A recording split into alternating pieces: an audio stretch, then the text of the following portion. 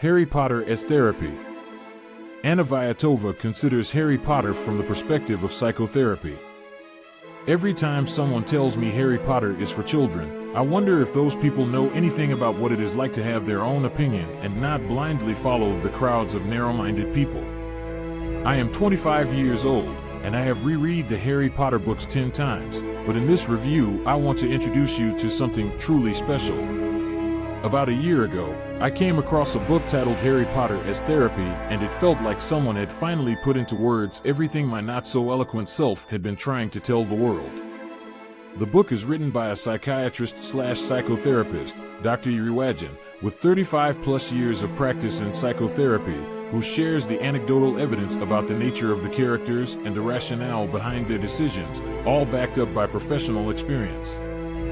I always knew my affection for the book series was not just based on dragons and magic, though I keep imagining how much easier getting to the furthest Ox department would be if I could just apparate. Every time I read the books and watch the films, I uncover the truth about the human psychology, especially given the fact that so many things happening in the books reflect our everyday lives. We all are familiar with things like resisting annoying family members, having to tolerate the attitude of rough teachers, the sweet joy of having friends, and even dealing with the evil on an everyday basis. Don't you tell me having to do 2 full exams in a single day is not pure evil. Harry Potter as therapy has opened my eyes to the importance of those things in the Potter books, but also to how much life wisdom and accurate portrayal of psychological nuances is hidden in the series. What strikes me most is how unexpectedly deep the book is. To be frank, I did not expect much from it, as I was aware of the books of this kind that mainly analyzed the events and attempted to find the metaphors about our imperfect world, not so hard to do given the news we hear every day. However, this book was different. It did not so much analyze Harry Potter, it explained it from the point of modern psychotherapy, going all the way from such superficial topics as the friendship of the main trio and why Voldemort is a jerk, which, clearly, needs no reiteration, to tapping into objectification, depression, fear of death, and why the picture-perfect Hermione actually chose the local simpleton Ron instead of the great Harry Potter. This part blew my mind with how simple and brilliant it was. Another feature that makes the book stand out is the abundance of actual anecdotal evidence from the Dr. Iurii Wagin's professional practice.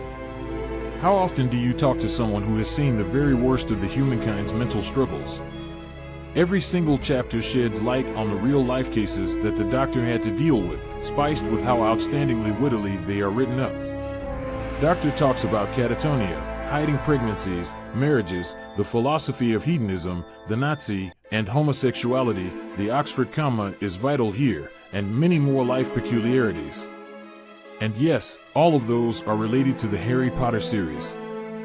As a linguist, I also found so much joy in wordplay, comparisons, and metaphors that just hit you differently. Let me finish expressing my utter appreciation of the Harry Potter as therapy book by including a couple of quotes. A parent's love is like radiation. In small doses, it energizes. But large doses produce mutants. Life reminds us once again that courage isn't the absence of fear, but the ability to keep going even when you're very afraid. If men learn this lesson, women will cherish and embrace us rather than books about Harry Potter. To this day, many people are still sincerely surprised that children all over the world avidly read Harry Potter.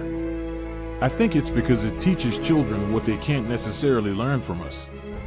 That you shouldn't eat shit, no matter what reward is offered for it. That lives do not have an absolute value, but rather a relative one.